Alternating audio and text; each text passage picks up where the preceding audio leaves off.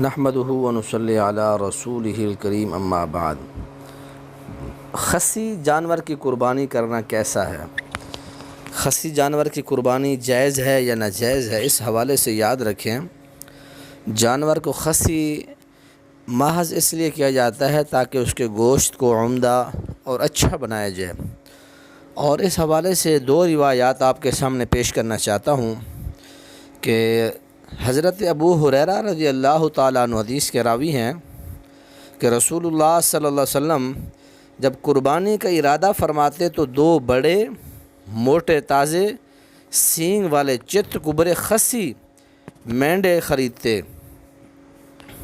تو یہ روایت جو ہے سنن ابن ماجہ کے اندر 31-22 نمبر صحیح درجے کی روایت ہے، اور اسی طرح حضرت جابر بن عبداللہ رضی اللہ تعالیٰ عنہ سے روایت ہے نبی مکرم صلی اللہ علیہ وسلم نے قربانی کے دن سینگ والے دو چتکبر خصی مینڈے ذبح کیے۔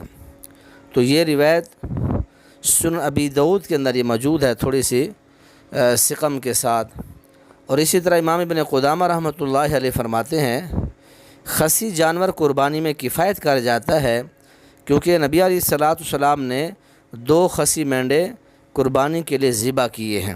المغنی ابن قدامہ۔ تو خصی جانور کی قربانی جائز ہے، اس کے اندر کسی قسم کی کوئی قباحت نہیں ہے۔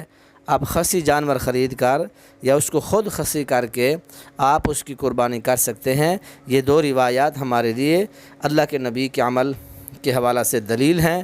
اللہ تعالی ہمیں عمل کی توفیق دے۔ السلام علیکم ورحمۃ اللہ وبرکاتہ۔